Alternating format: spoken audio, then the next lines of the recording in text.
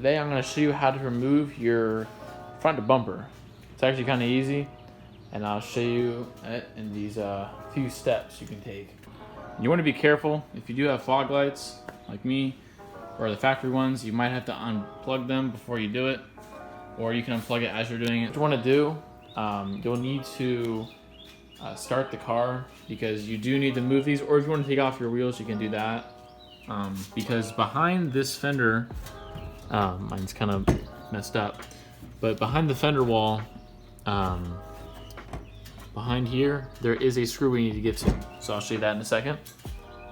Once you move your wheel over, you're gonna see some screws holding in the fender line. The fender, you're gonna see that there's star patterns, so you'll need that. I don't know the exact bit for that, but it's not too big.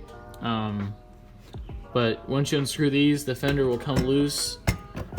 And then behind here, you will see there is a single screw right there, holding it in on the side. I don't know why it's like that, but it's whatever, I guess. But mine are kind of loose already, but you can just get like a bit and just kind of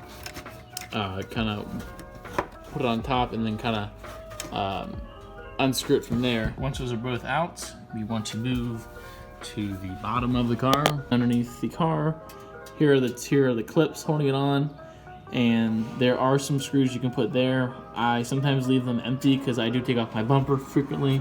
There are screws you have to unscrew from here. Look just like the other ones I showed you.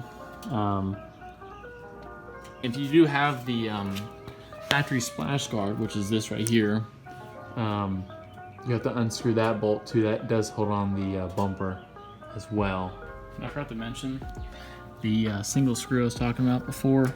There is a a plastic bracket that does go in this area. I did take mine out because this is kind of unnecessary.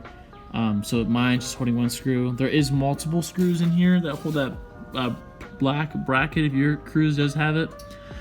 Like I said, just remove bolts. Not everything, of course, but the ones that look like that are holding the bumper in.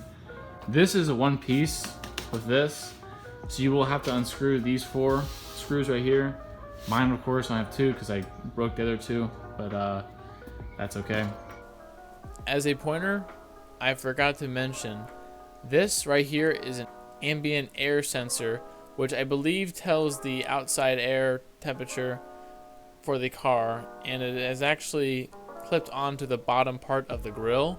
Mine is obviously just hanging there because I didn't have any points to mount it to because I took off the factory grill.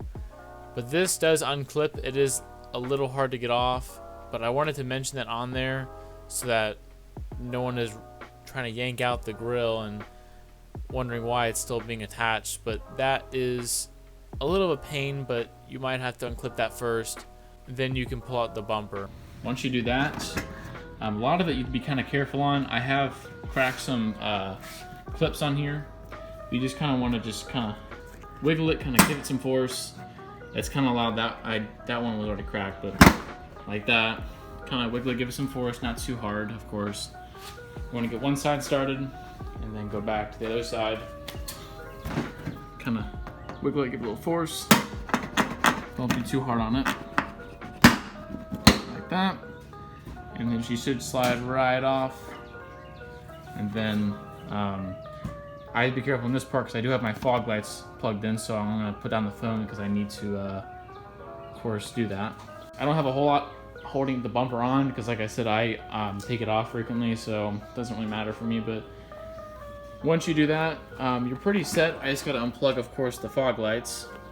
The front bumper is off. It's pretty easy. This will give you access to your headlights, which I will go post another video on that for the actual strips, and actually upgrading the LED bulbs in there too.